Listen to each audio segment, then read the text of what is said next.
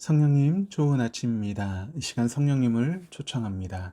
오늘도 내 안에 오셔서 하나님을 기쁘시게 해드릴 것을 소원하게 해주세요.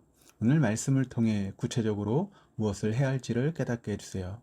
깨달은 것을 삶 속에서 실천할 수 있도록 도와주세요. 아멘. 오늘 우리가 함께 나누시면서 은혜 받으실 하나님 말씀은 마가복음 9장 1절에서 13절까지의 말씀입니다. 오늘 마가복음의 변화산 사건이 왜 주어지는지 그 배경을 보면 우리가 그 의미를 이해하는 데 도움이 됩니다. 바로 앞에 8장에서 예수님께서는 사람들이 자기를 무엇이라 부르는지 제자들에게 묻습니다. 그러자 엘리야, 세례요한, 선지자 중에 하나라고 의견이 분분하다라고 하는 것을 확인합니다. 그러면 너희들은 나를 누구라고 생각하느냐라고 하는 질문에 베드로는 주는 그리스도시오라고 대답을 합니다. 이를 마태복음에서는 주는 그리스도시오 살아계신 하나님의 아들이라 대답했다고 합니다. 마태복음 16장에 보면 예수님께서는 여기서 너를 베드로라 내가 이 반석 위에 내 교회를 세우리라 라고 하십니다. 즉 이 말씀은 교회에 대한 말씀임을 알 수 있습니다. 베드로라고 하는 특정 인물이 아니라 베드로의 고백 위에 교회를 세우시겠다라고 하는 것입니다. 그 고백이 무엇입니까? 주는 그리스도시요 살아계신 하나님의 아들이라고 하는 고백입니다. 하나님은 교회인 우리들, 즉 성도들을 통해 바로 이 고백을 받아내시기 위해 교회를 세우십니다. 또한 이 고백을 하는 성도들이 바로 교회입니다. 오직 예수만을 주요 그리스도라는 확실하고 분명한 고백을 받아내시는 것이 이 땅에 교회를 세우신 목적이고 또 역사를 만드시고 그 가운데 성도를 살게 하시는 목적이라는 것입니다. 우리는 참으로 우리의 전 존재와 전 인생을 통해 예수만이 주요 그리스도라고 하는 고백을 해야 합니다. 이 말씀을 하시고서는 이때야 비로소 예수님께서 자기가 고난을 받고 버림받으며 죽임을 당하고 사흘 만에 다시 부활하실 것을 말씀합니다. 그러니까 교회는 자기의 노력이나 공로가 아니라 오직 예수의 십자가 순환으로 거저 발생한 은혜의 공동체입니다. 그런데 베드로가 이 일을 말립니다. 마가복음 8장 32절 예수를 붙들고 항변하다라고 하는 원어적인 의미는 예수를 꾸짖었다라고 하는 말입니다. 왜 그렇습니까? 자신의 육적 욕망을 채워줄 하나님의 나라는 이 세상에 자기가 원하는 모양으로 서야 한다는 것을 그렇게 표현한 것입니다. 세상에서 자기가 왕이 되어 자기의 힘과 가치를 높이고 자기 영광을 채우는 그런 나라를 위해 여기까지 왔는데 왜 다 와서 그런 초를 치는 얘기를 하느냐라고 하는 것입니다. 참된 성도의 삶이란 자기의 욕망을 실현하고 자기 자아를 공고히 하는 삶이 아니라 그런 자아 실현의 욕망은 부정되고 부인되어져야 한다는 것을 말씀하십니다. 자, 이러한 배경 속에서 오늘의 변화산 사건이 등장합니다.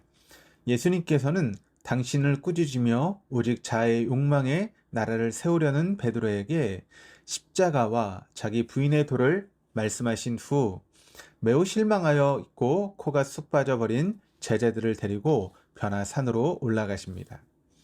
사실 베드로가 예수님을 꾸짖고 십자가와 순환의 길을 막아서긴 했지만 이는 전체 제자들이 동일한 상태였음을 말해주는 것이기도 합니다. 제각기 양상은 달랐지만 전부 예수를 빙자하여 이 땅에서 왕이 되려고 한 동기는 동일했기 때문입니다. 이는 9장 말미에 나오는 누가 크냐고 제자들이 싸운 장면에서 전부 들통이 나고 맙니다. 자, 어쨌든 예수께서는 의기소침해 있는 제자를 데리고 변화산으로 올라가서 예수의 십자가 사건 이후 완성될 하나님의 나라 현실을 두 눈으로 똑똑히 보게 해주십니다. 이제 예루살렘으로 올라가서 예수가 지실 십자가는 그것이 패배가 아니며 절망이 아니며 끝이 아님을 보여주시고 있는 것입니다. 예수께서는 엘리야와 모세와 함께 하늘의 존재로, 즉 이 땅에서 볼 수 없는 부활의 완전한 완성의 모습으로 변화하셔서 그들 앞에 나타난 것입니다. 예수님께서 왜 그러한 모습을 보여주셨을까요? 이제 예수님께서 죽으시고 부활하신 이후에 제자들이 곧 성도가 닥치게 될 십자가와 자기 부인의 삶이 고통스럽게 그들에게 닥칠 것이기 때문입니다. 예수를 따르는 삶은 지금 예수께서 먼저 가시는 십자가와 순환의 길, 자기 부인의 길이기 때문에 그때마다 이 천국의 현실을 기억하고 견뎌내라라고 하는 의도에서 그들에게 하늘의 완성된 현실을 지금 잠깐 보여주고 계시는 것입니다. 그 어려움과 환난, 그리고 약함이 자기 자신을 의지하지 않고 오직 예수만 의지하게 만들어 영원한 구원으로 이끄는데 더 좋은 기름을 확실히 깨달았기 때문입니다. 예수님께서는 자신의 순환과 죽음을 말씀하시고는 제자들을 데리시고 변화산으로 가셨습니다. 예수님에 의해 선택되고 교회가 된 성도들의 삶이 결단코 자기 죽음과 자기 부인의 삶으로 끌려가게 될 것이지만 결코 낙심하거나 절망하지 말라고 그들을 격려하시기 위해서 천국에서 이미 완성되어져 있는 엘리야와 모세의 모습과 함께 계시는 예수의 모습을 보여주시는 것입니다. 엘리야와 모세가 누구입니까? 바로 성도를 대표하는 자들입니다. 아직 육체의 부활이 완성되지 않았지만 그들은 예수와 함께 예수가 입혀주시는 흰옷을 입고 있습니다. 완성의 상태로 있습니다. 바로 성도가 이렇게 있습니다. 우리는 이 땅에서 예수에 의해 끌려가며 자기 부인과 자기 죽음에 예수가 먼저 가신 길을 가고 있습니다. 도무지 이런 내가 구원을 받을 자가 맞는지, 내가 과연 예수를 믿고 있다고 하지만 구원에 이를 수 있는지 내 자신으로는 확신할 수 없는 엉망이고 나약한 모습뿐입니다.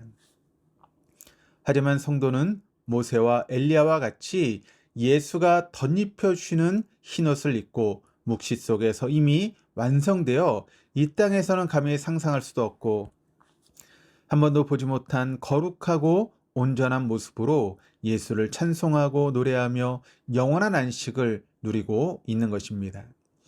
이 변화산에서 보여주신 예수의 모습과 모세와 엘리야의 변화된 모습에서 우리는 소망을 얻어야 합니다. 세상의 거대한 조류 속에서 역사와 쌍 속에서 왕이 되려는 인간, 아담들의 격전이 벌어지는 이 지옥 같은 욕망의 세상에서 그 욕망의 죽음과 자아의 부인을 구하며 날마다 고통을 겪고 있는 성도이지만 결단코 그 환난의 상황이 절망이 아니고 끝이 아니고 실패가 아님을 깨달아야 합니다. 참된 성도라면 분명히 예수에게 이끌려 자기 부인의 길로 끌려갈 것입니다. 그 상황이 마치 내가 실패하고 전쟁에서 참패한 것처럼 보일 수 있습니다. 하지만 이 변화산에서 잠시 묵시 속의 성도의 참된 승리를 보여주셔서 제자들을 그 극심한 박해 상황에서도 굳건히 예수만 붙들게 하였듯이 오늘을 사시는 성도들에게 이미 묵시 속에서 나의 영혼은 예수의 세마포 흰옷을 입고 예수와 함께 영원한 생명을 누리고 있음을 영적인 눈으로 보시고 오늘도 굳건히 진리이신 예수만 붙들고 살아가실 수 있는 저와 여러분 다 될 수 있기를 주님의 이름으로 축원합니다. 기도하시겠습니다.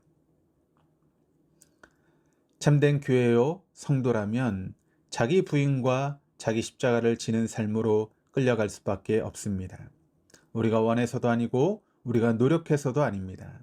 아담 군상들은 모두 자기 자아의 욕망과 가치 실현을 위해서만 살아가는 자들이기에 누구도 예수가 가신 자기 부인의 길을 따르지 않습니다.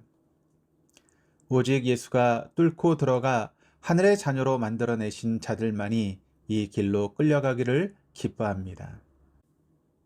주님, 그 자아 부인의 길에서 지치고 절망스러울 때 오늘 이 변화산의 사건을 기억하며 묵시 속에서 이미 완성되어 모세와 엘리야와 같이 예수와 함께 그 흰옷을 입고 예수와 영원히 대화를 나누고 있는 나의 모습을 떠올리며 그 모든 시간들을 인내하고 견뎌내게 하여 주옵소서. 오늘도 모든 상황과 조건들을 통해 오직 예수만 붙들게 하시기를 소원합니다. 감사드리며 예수 그리스도 이름으로 기도드립니다. 아멘.